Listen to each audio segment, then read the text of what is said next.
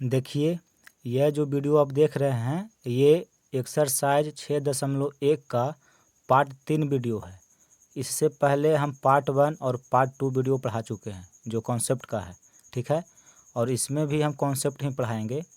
तो अगर आप पार्ट 1 और पार्ट 2 वीडियो नहीं देखे हैं तो पहले आप उस वीडियो को देख लीजिए, उसके बाद आप इस वीडियो को देखिए।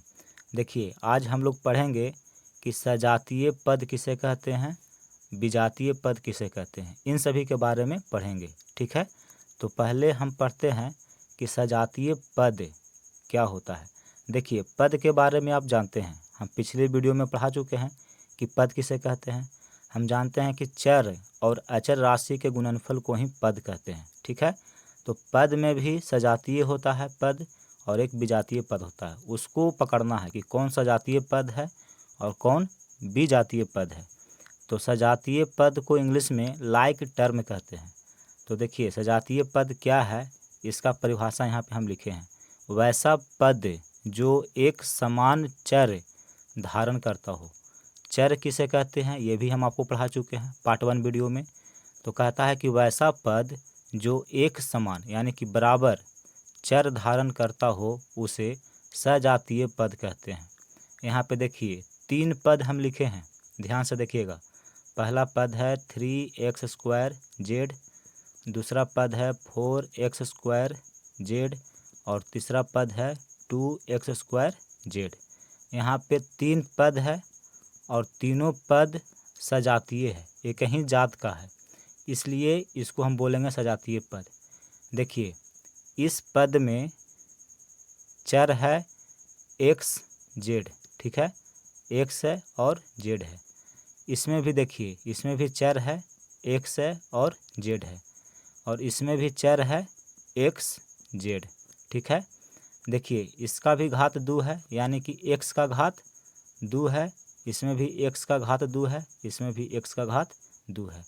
तो तीनों पदों में हम देख रहे हैं कि तीनों में चर है xz xz xz और x का घात 2 सभी में है। तो देखिए, ये तीनों क्या है, बराबर है, समान है। जो ये है वही ये है, वही ये है। यानी कि अगर यहाँ पे 2 लिखा हुआ है तो यहाँ भी 2 लिखा हुआ है, यहाँ भी 2 लिखा हुआ है। तो 2 क्या है, समान है। उसी तरह से ये जो लिखा हुआ है ये समान है, ठीक है। तो अगर वैसा पद जो एक समान चर धारण करता हो तो उस पद को हम बोलते हैं सजातीय पद। यानी कि ये तीनों कैसा पद है, सजातीय पद है, तीनों में चर समान है, ठीक है। फिर देखिए, जैसे कि 2x 5x 8x, ठीक है, 3 पद हम लिए हैं यहाँ पे। तो तीनों पद है सजातीय। क्यों सजातीय है, तो तीनों पदों में चर देखिए कि चर समान है कि नहीं। तो इस पद में चर है x, इस पद में चर है x और इस पद में चर है x। देखिए x x क्या होते हैं, बराबर होते हैं। यहाँ भी x, यहाँ भी ये भी बराबर है, यानी कि तीनों क्या है, समान है। तो हम कहेंगे कि जो तीनों पद है ये सजातीय पद है, ठीक है। सजातीय मतलब एक ही जात का होना चाहिए। जैसे यहाँ देखिए, ये 2 कलम है तो क्या है, सजातीय है। दोनों कलम क्या है, एक ही जात का है, तो इसको बोलेंगे सजातीय, ठीक है।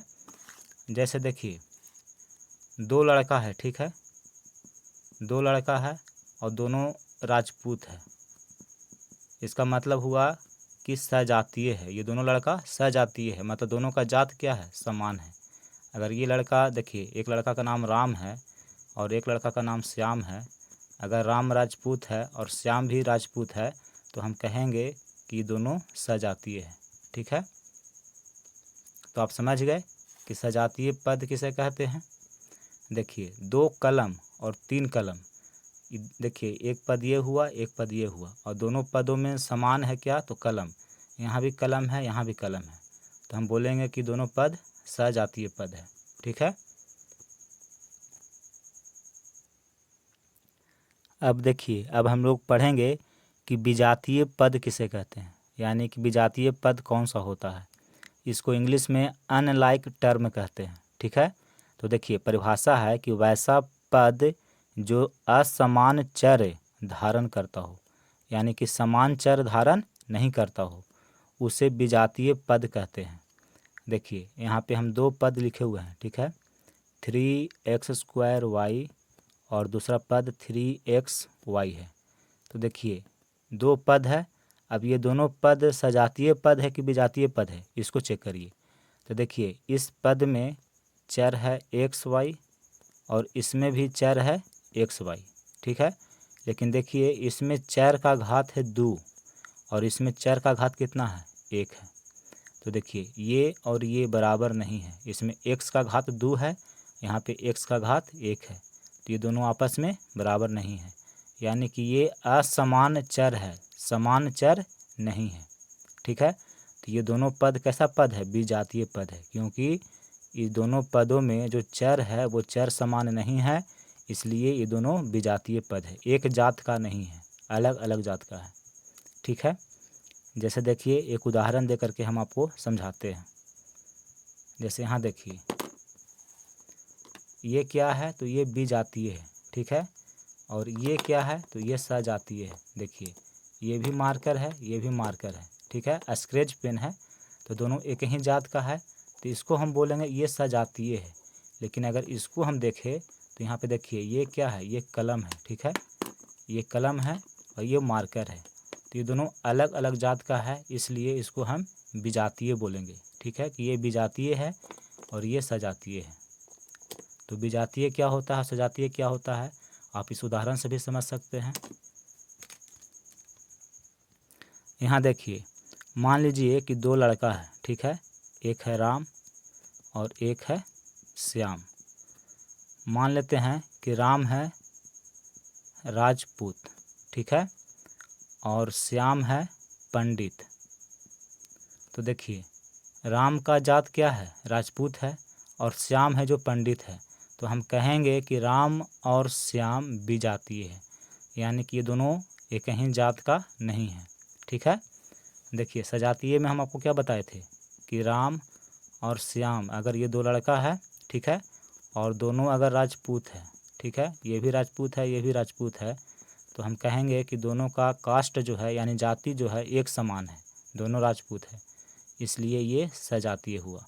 चाहे दोनों पंडित हो, दोनों भूमिहार हो, कोई भी कास्ट हो, उससे हमको लेना देना नहीं है, लेकिन एक ही कास्ट का होना चाहिए। अगर एक ही कास्ट का ये दोनों है तो बोलेंगे कि दोनों सजातीय है। अगर अलग अलग कास्ट का है तो फिर ये विजातीय हो जाएगा।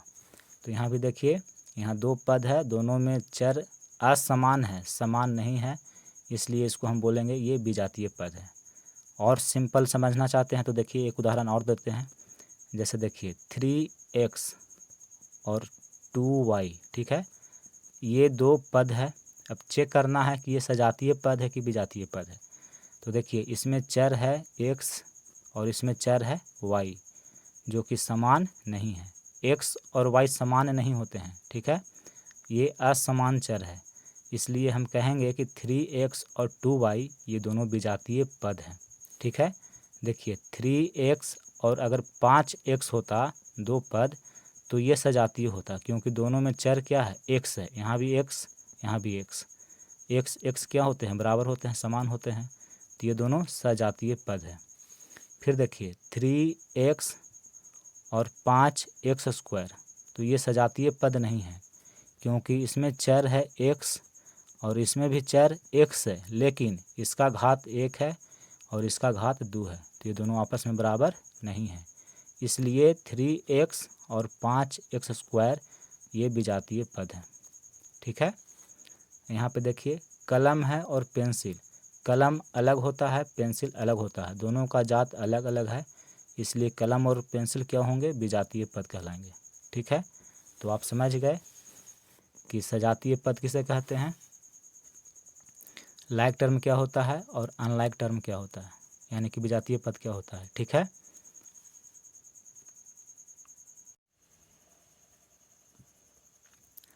देखिए अब हम लोग पढ़ेंगे कि सजातीय पदों का जोड़, यानी कि सजातीय पद अगर दिया हुआ है तो उसको हम कैसे जोड़ेंगे, ठीक है। सजातीय पद क्या होते हैं ये आपको हम पढ़ा चुके हैं। देखिए पहला, जैसे कि आपको दिया हुआ रहेगा कि 2 कलम और 3 कलम को जोड़े, ठीक है। 2 कलम और 3 कलम को जोड़े। तो सबसे पहले हम ये चेक करेंगे कि ये जो 2 पद दिया हुआ है ये दोनों पद सजातीय है कि विजातीय है। तो देखिए इसमें भी कलम है, यहाँ भी कलम है, ठीक है। यानी कि अगर चर के रूप में देखें तो कलम दिया हुआ है जो कि समान है, यहाँ भी कलम, यहाँ भी कलम, कलम है, समान है, तो ये दोनों सजातीय पद है। तो सजातीय पद आपस में जुट जाते हैं। देखिए 2 कलम प्लस 3 कलम, ठीक है, इसको जोड़ना है। तो कलम यहाँ भी है, कलम यहाँ है, तो हम कलम को कॉमन कर लेंगे। दोनों में अगर रहता है तो उसको हम कॉमन कर लेते हैं। तो देखिए कलम कॉमन हो गया तो यहाँ पे बचा 2, तो लिखेंगे 2 प्लस कलम को हम कॉमन कर लिए हैं तो यहाँ पे बचा 3, तो यहाँ लिखेंगे 3। कॉमन कैसे करते हैं ये आप क्लास 7 में पढ़ चुके हैं, ठीक है, तो इसको बताने की ज़रूरत नहीं है। देखिए कलम 2 और 3 5, कलम 5 लिखा हुआ है, इसको आप ऐसे भी लिख सकते हैं 5 कलम। यानी कि अगर इसको जोड़ेंगे तो कितना कलम हो जाएगा, 5 कलम हो जाएगा।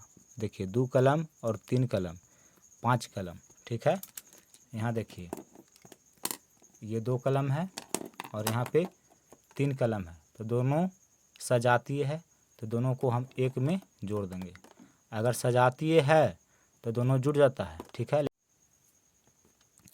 अब इसको देखिए, इसको तो समझ गए कि ये दोनों सजातीय पद है, तो सजातीय पद आपस में जुड़ जाते हैं, तो 2 कलम और 3 कलम 5 कलम हो गया।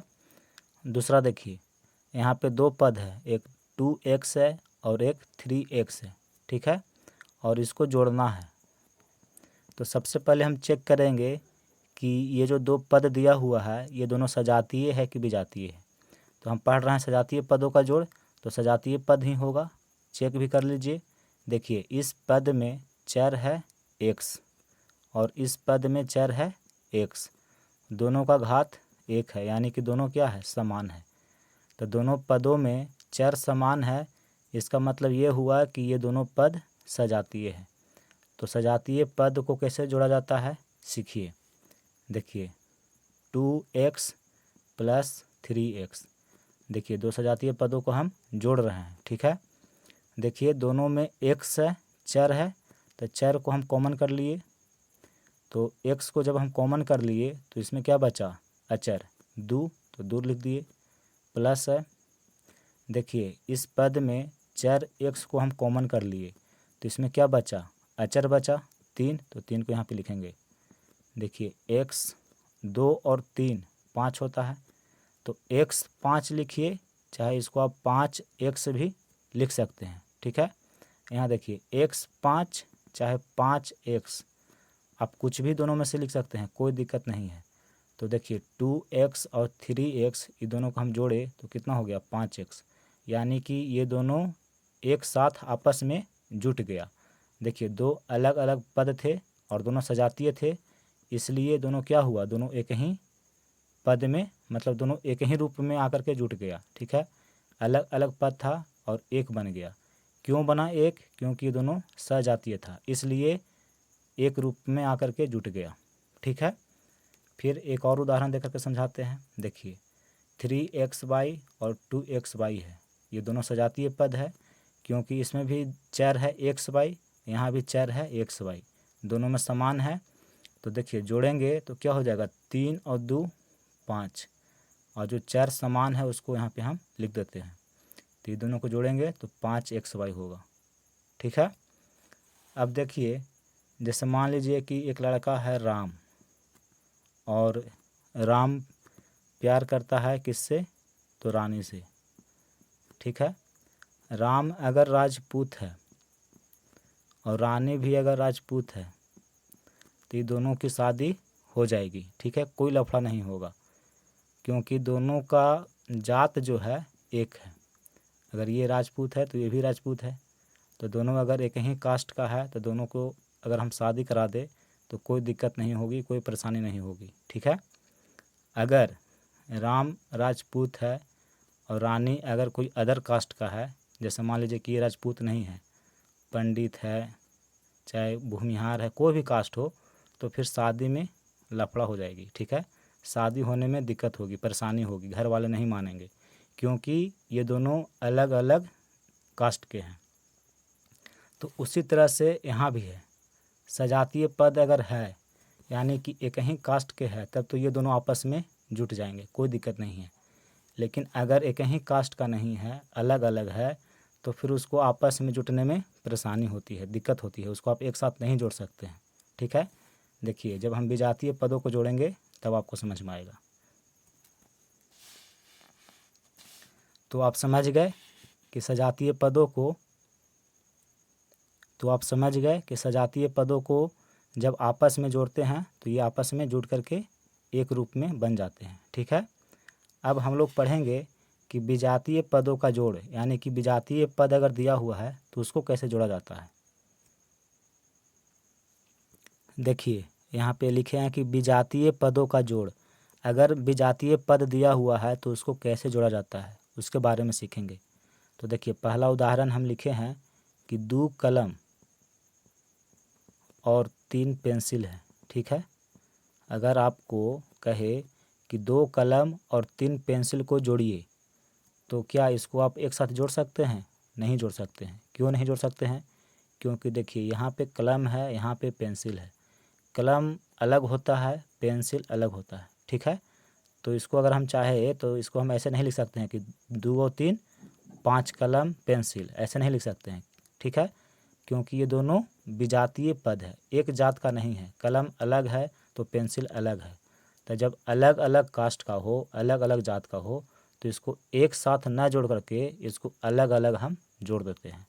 जैसे देखिए इसको जोड़ना है तो इसको हम ऐसे लिख देंगे कि 2 कलम प्लस 3 पेंसिल। ठीक है, इसको इस रूप में लिख देंगे। लेकिन इसको हम एक साथ नहीं लिख सकते हैं कि 3 2 5 कलम पेंसिल हो जाएगा, ऐसे नहीं लिखेंगे, क्योंकि ये दोनों अलग अलग है, विजातीय पद है।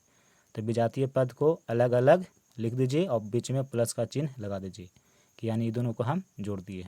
ठीक है, फिर देखिए अगला है 3x और 2y, ये 2 पद आपको दिया हुआ है और कहेगा कि इसको जोड़िए। तो सबसे पहले हम चेक करेंगे कि जो पद दिया हुआ है वो सजातीय पद है कि विजातीय पद है। तो देखिए इस पद में चर है x और इस पद में चर है y। तो देखिए x और y आपस में बराबर नहीं होता है, इसका मतलब कि दोनों पदों में जो चर है वो समान नहीं है। तो जब चर समान नहीं है इसका मतलब ये दोनों विजातीय पद है। तो जब ये विजातीय पद है तो इसको देखिए ऐसे जोड़ेंगे 3x प्लस 2y, दोनों को हम अलग अलग लिख करके और जोड़ देंगे। ठीक है, ये दोनों कभी भी एक साथ नहीं होगा क्योंकि ये दोनों विजातीय पद है। देखिए इसको भी समझा देते हैं। यहाँ पे देखिए 3 पद है, पहला पद 3a, दूसरा पद है -2b और तीसरा पद है 3ab, और ये तीनों को जोड़ना है। तो सबसे पहले हम ये चेक करते हैं कि ये जो पद दिया हुआ है ये सजातीय है कि विजातीय है। तो देखिए इस पद में चर a है, इसमें चर b है और इसमें चर ab है। तो तीनों में चर जो है वो अलग अलग है, यानी कि तीनों में असमान है, एक समान नहीं है। तो जब हम इसको जोड़ेंगे तो तीनों को अलग अलग लिख करके जोड़ देंगे। तो देखिए 3a, ठीक है, माइनस है तो -2b और प्लस 3ab, यानी तीनों को हम क्या किए, अलग अलग रूप में लिख करके इसको जोड़ दिए। तो विजातीय पद कभी भी एक साथ नहीं जुड़ते हैं। जैसे देखिए अभी आपको एक उदाहरण दिए थे कि एक लड़का राम है और ये प्यार करता है रानी से।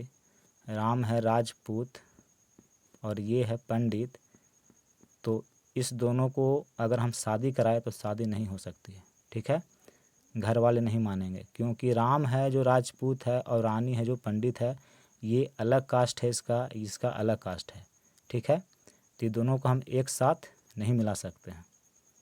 लेकिन आजकल तो लोग कास्ट थोड़ी देख रहे हैं, शादी अदर कास्ट में भी कर रहे हैं। ठीक है, तो ये तो बात की चीज़ है, लेकिन हम समझा रहे हैं आपको कि अगर कास्ट अलग अलग है तो इसको जोड़ने में परेशानी होती है। उसी तरह से यहाँ भी है, अगर विजातीय पद है तो उसको आप एक साथ नहीं जोड़ सकते हैं, इन दोनों को अलग अलग ही आपको लिख करके जोड़ना होगा। ठीक है, तो सजातीय पदों को कैसे जोड़ा जाता है और विजातीय पदों को कैसे जोड़ा जाता है, ये आप सीख चुके होंगे, ये हम आपसे उम्मीद करते हैं। ठीक है, देखिए अगला कॉन्सेप्ट है कि सजातीय तथा विजातीय पदों का जोड़। यानी कि आपको 4-5 पद दे देगा जिसमें सजातीय पद भी रहेगा और विजातीय पद भी मिला हुआ रहेगा, तो उसको आप कैसे जोड़िएगा उसके बारे में सीखेंगे। ठीक है, तो देखिए एक उदाहरण हम यहाँ पे लिखते हैं 2xy माइनस 5x का वर्ग y प्लस 7x का वर्ग y minus 8xy plus 3xy। ठीक है, तो इसमें देखिए सजातीय पद भी कुछ है और कुछ विजातीय पद भी है। ठीक है, और इसको जोड़ना है, तो कैसे जोड़ेंगे? तो सजातीय पद को हम एक तरफ लिख लेंगे और विजातीय पद को एक तरफ लिखेंगे, फिर जोड़ देंगे। तो देखिए यहाँ पे देख रहे हैं कि एक्स वाई है, इस पद में चर है एक्स और वाई। तो इसमें देखिए पहले तो ये देखिए कि इस व्यंजक में कुल कितने पद है। तो इसमें देखिए 1 पद, 2 पद, 3 पद, 4 पद, 5 पद है। इस व्यंजक में टोटल 5 पद है। अब इस पद में देखिए चर है एक्स वाई, बाकी और 4 पदों में चेक करिए कि किस में एक्स वाई है। ठीक है, तो देखिए हम देख रहे हैं कि इस पद में एक्स वाई चर है। फिर देखिए इसमें भी एक्स वाई है, लेकिन इसमें एक्स का घात 2 है और यहाँ पे एक्स का घात 1 है। तो जो ये है वही आपको इसमें चेक करना है बाकी में। तो देखिए यहाँ पे एक्स का घात 2 है, तो इसके ये बराबर नहीं है, तो इसको नहीं लिखेंगे। ठीक है, ये विजातीय पद हुआ। सजातीय पद देखिए यहाँ भी एक्स का घात 2 है और यहाँ पे एक्स का घात 1 है, तो ये मैच नहीं कर रहा है। देखिए एक्स का घात 1 है यहाँ भी और वाई का घात 1 है, यहाँ भी एक्स का घात 1 है, वाई का घात 1 है, यानी कि ये भी क्या है? सजातीय पद है। ये और ये सजातीय पद है। देखिए इसमें भी चर एक्स वाई है और इसमें भी चर एक्स वाई है और दोनों का घात एकक है। ठीक है, इसमें भी देखिए इस पद में भी देख रहे हैं कि इसमें भी चर एक्स एक्स है और इसका घात 1 है दोनों का।